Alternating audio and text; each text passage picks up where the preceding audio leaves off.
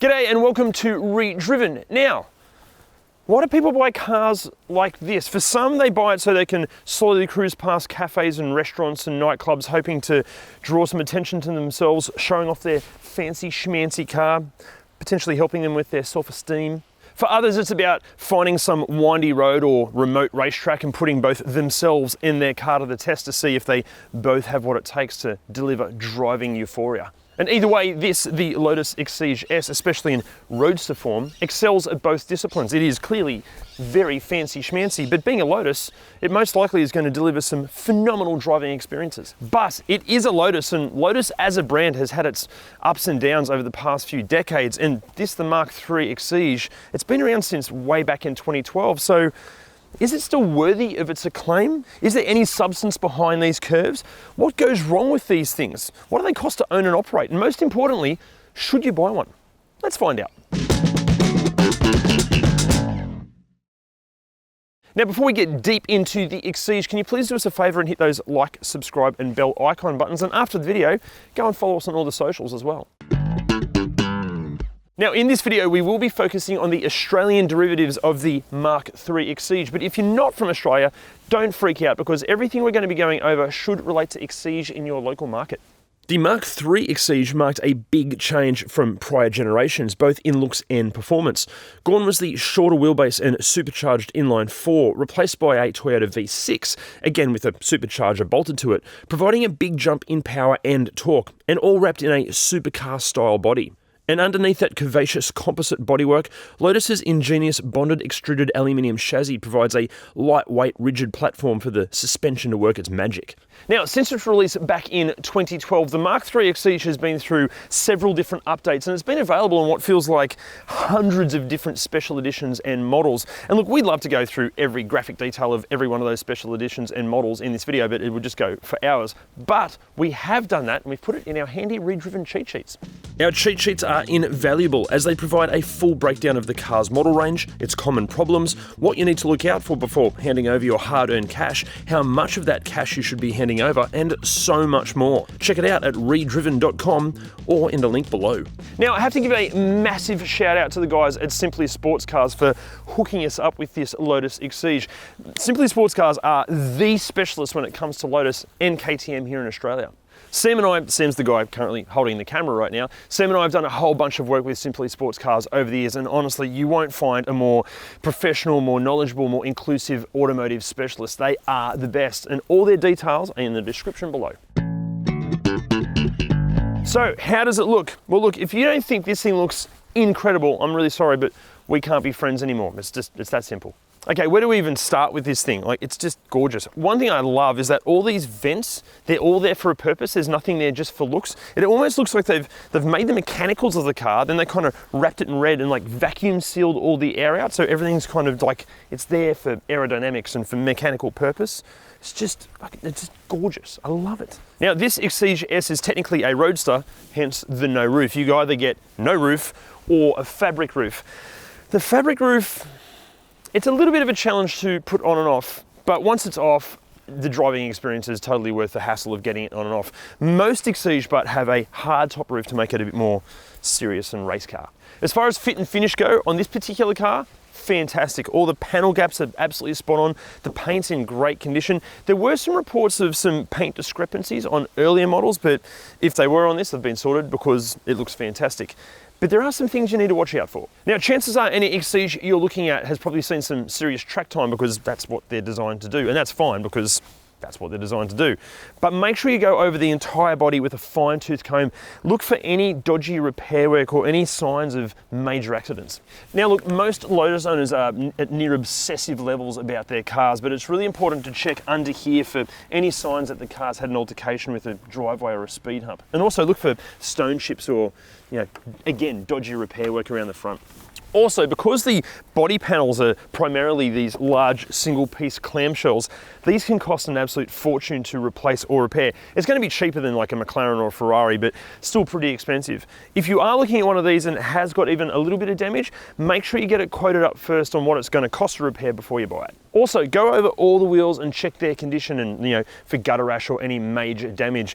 Different Exiges received different wheels, and some of them are lighter weight, but they're a little bit more susceptible to damage, and replacing them with original ones can cost some money. And look, finally, if these things have had an altercation with the scenery, look, the chassis, they are incredibly strong, but make sure you get it checked out by a specialist like Simply Sports Cars.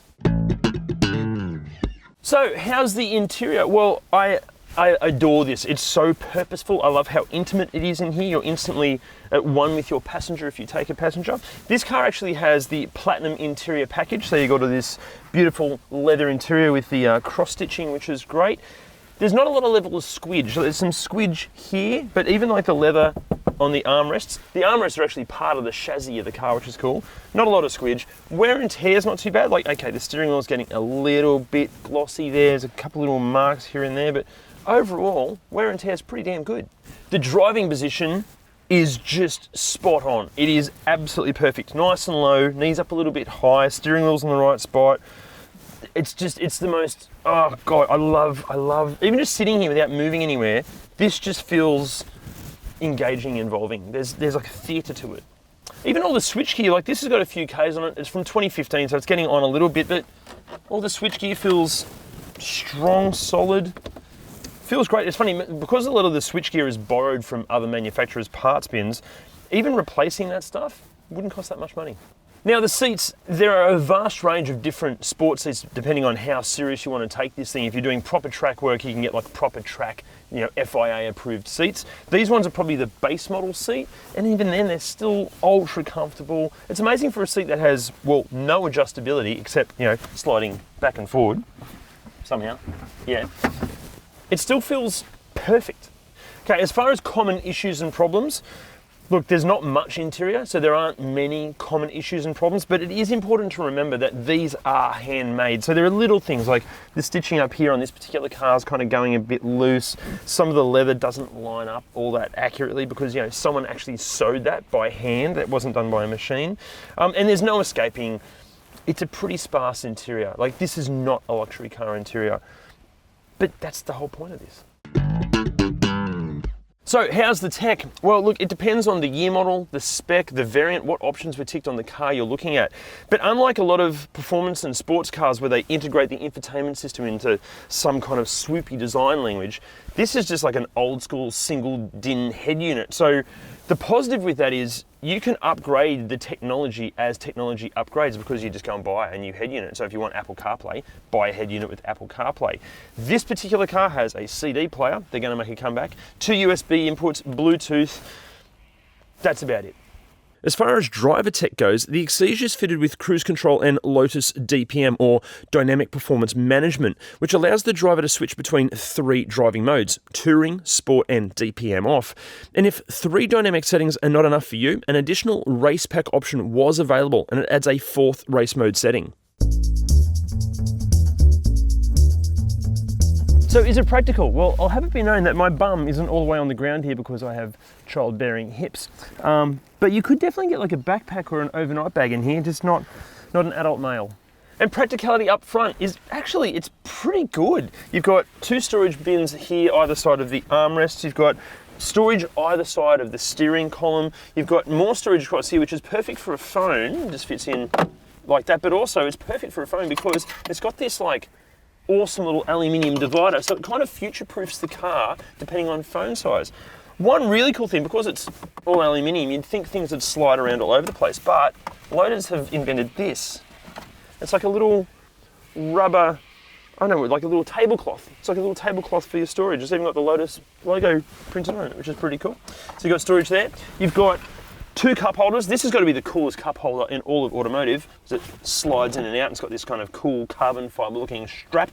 There's another cup holder back here between the seats, and you've got a net to store your fish if you go fishing.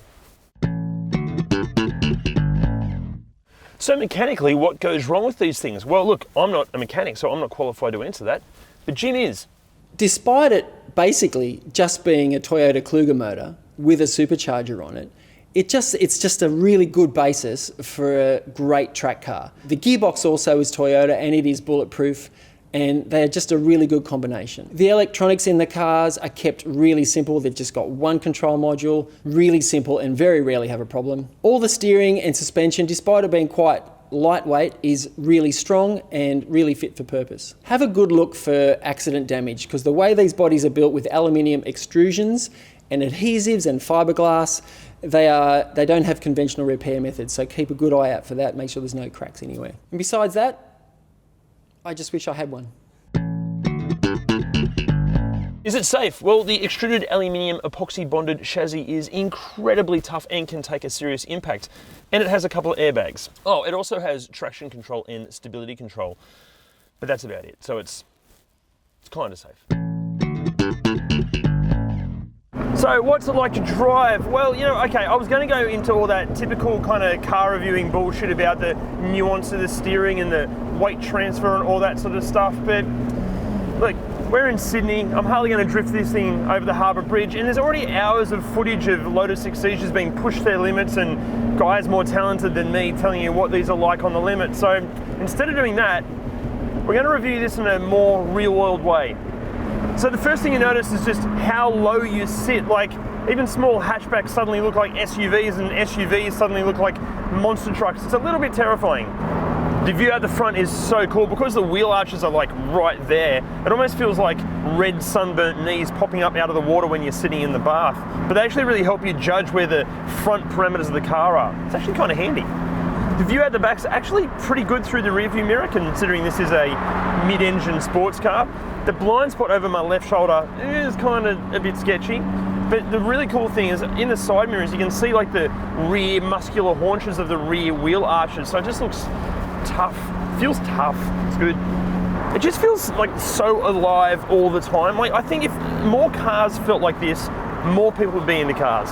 Like this thing, okay, it's not easy to drive. It doesn't feel like you're driving a Corolla. Actually, it doesn't feel as easy as driving a new Ferrari either. But that's the charm of it. Like, you feel involved and part of the equation all the time. And like, you don't have to push this thing hard to have fun. This is hilarious at 20k an hour, let alone 200 kilometers an hour.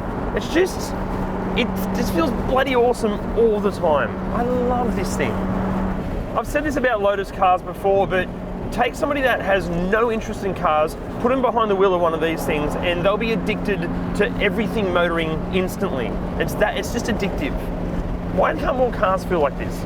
One big surprise is how well this soaks up like potholes and ridges in the road. Like, you'd expect a car that looks like this to be just, you know, rock hard all the time, but it's really compliant. It handles our rubbish roads pretty nicely. And when you do give it the beans, like through a corner, like obviously at the speed limit, it sits so flat, but it just feels engaged and just feels, it's so much fun to plow through some corners. The steering is sublime. Like, there's no disconnect between your brain, your arms, your hands, and the front wheels. It feels like your front wheels are literally kind of moving the front wheels when you turn. It's just, there's no power steering, but you don't need it. It's like, it's not heavy and cumbersome. It's just, I know it's all steering bullshit nuance, but it's true. It just feels so good to steer. Okay, even though this car has the premium interior package, it is still pretty bloody noisy in here. With the roof off, there's, as you can probably hear through the microphone, there's a lot of wind noise. With the roof on, you know, there's some rattles and creaks. Again, I'm gonna make excuses for it. It's all part of the charm and character of this car. And it makes it feel alive. It's like the car's having a chat to you. It's great. And finally, this engine.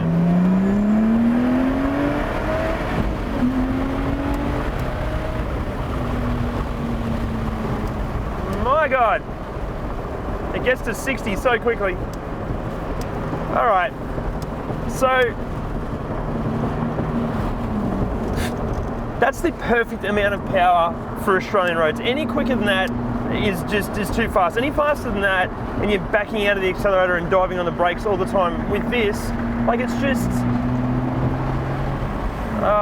the perfect amount. That is sublime. How is this a Toyota Camry engine? Granted, it's got a supercharger bolted to it and some other mods, but this is a Camry.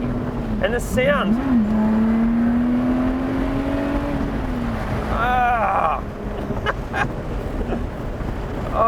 It's so good. It's so smooth. The power just builds so nicely. Ah, bloody love it. Okay, so look, I've been really, really fortunate to be in the position to drive McLarens and Porsches and Ferraris and stuff like that. But there's just something so raw about a Lotus Exige. Like it gives you all that stuff, all that McLaren, Ferrari stuff, but I think it gives you more because this feels like what a supercar was in the 80s and even early 90s. Like it just feels alive. That all the other stuff is starting to feel a bit diluted. They're getting too fast. Well, they're too fast for Australian roads. This thing, sublime. Sublime. I just love it. I love it. I love it so much. So good.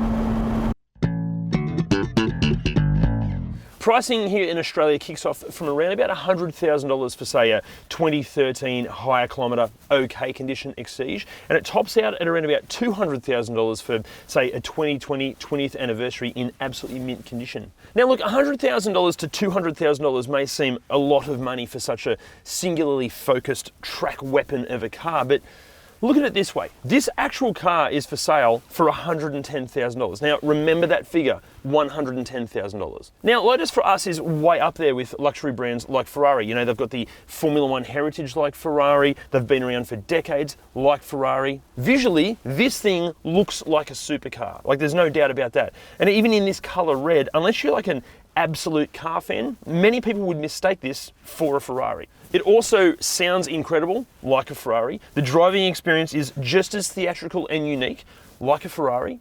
And it's bloody fast, just like a Ferrari. But here's the thing. In Australia, the cheapest mid-engined modern Ferrari that I could find online that you can drive around topless is a 488 Spider.